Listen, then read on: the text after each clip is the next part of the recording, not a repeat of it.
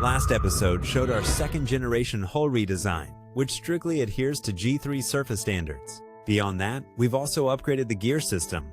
What you're seeing now is just the standard gear mode. We actually added a reverse gear in this upgrade, but clearly Mr. Tao was having too much fun. He even tried pulling off an extreme drift turn using reverse. Completely ignoring the stern angle and the newly upgraded power, he pulled off a perfect reverse parking right before our eyes, only to rocket the boat straight to the lake bed in under 2 seconds.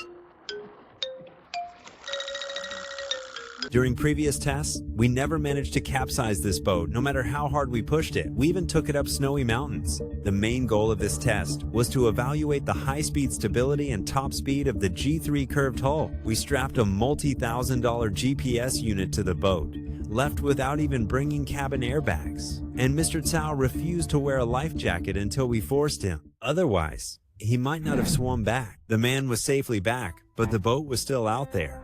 What followed was 7 hours of pure drama, twists and turns at every step. The first step of the rescue.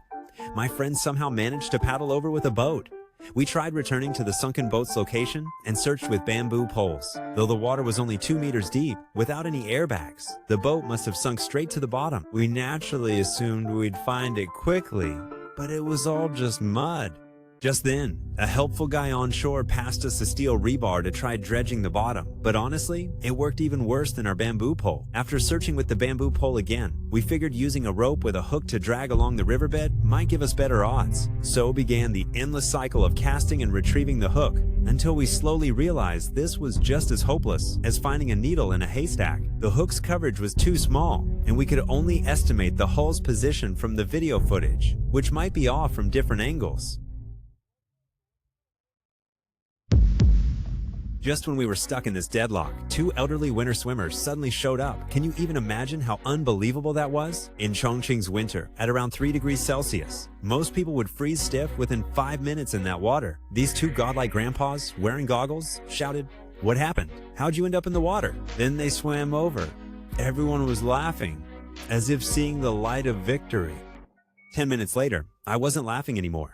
The boat was nowhere to be found. Visibility underwater was practically zero. The old guys couldn't handle the prolonged cold either. So after an exhaustive search, they had to give up. It's been almost 3 hours since the boat sank, but luckily we managed to contact professional salvage divers through friends. After getting a quick briefing, they confidently told me, "We've even recovered cell phones from underwater. A vessel this size will be no problem at all." And that's how we got here.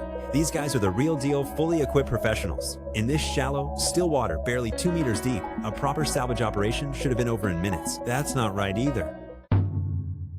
The divers conducted a thorough search around the sunken boat for an hour, but found absolutely no trace. It was as if it had vanished. Bizarre.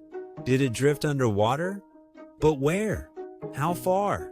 No clues. Our diving buddies told us that shipwrecks usually lie flat on the seabed, but our vessel seems to be semi-buoyant. Probably some airtight compartments in the hull are providing extra lift. Now 2 options. Sonar, costing thousands per scan, plus 2-hour delivery, or drag nets, risking fish casualties requiring compensation. With each hour increasing damage risks, we chose nets we'd buy any caught fish. Let's drag the net. Worst case, we'll buy the fish for dinner. By the time we got the net, 6 hours had passed since the sinking. If we miss this haul, it'll be dark. All our efforts today would be wasted, and the boat's fate was still uncertain. We dragged the net to search, about 10 meters vertically from the wreck site, when the net rope formed an A-shape and got stuck. We immediately rowed over and used a bamboo pole to probe, but Chen said it felt like it was snagged on the bottom. Scraping against it produced the sound of rocks. With keen intuition, our diving friend immediately geared up again and headed straight for the marked net location. By this time, darkness had completely set in, and we were mentally preparing ourselves for him to resurface, shaking his head, signaling the end of today's efforts. But the story took an unexpected turn. He emerged from the water, giving us the OK sign. Found it. The 7-hour rescue ended with cheers. Amazingly, as the boat surfaced, its self-draining system kicked in and all dashboards lit up.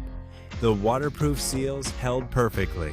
But considering it was submerged for 7 hours at 2 meters deep, far exceeding IPX7's 30-minute, 1 meter waterproof rating, we decided to play it safe. We disconnected all power sources and only restarted the boat after thorough inspection at the shipyard. Since I'm openly sharing this accident with you, it means I'm absolutely confident we can handle it. How's the progress coming along? Like, follow, and save this video. Let's all keep an eye on our craftsmanship, fellow Spirit shareholders.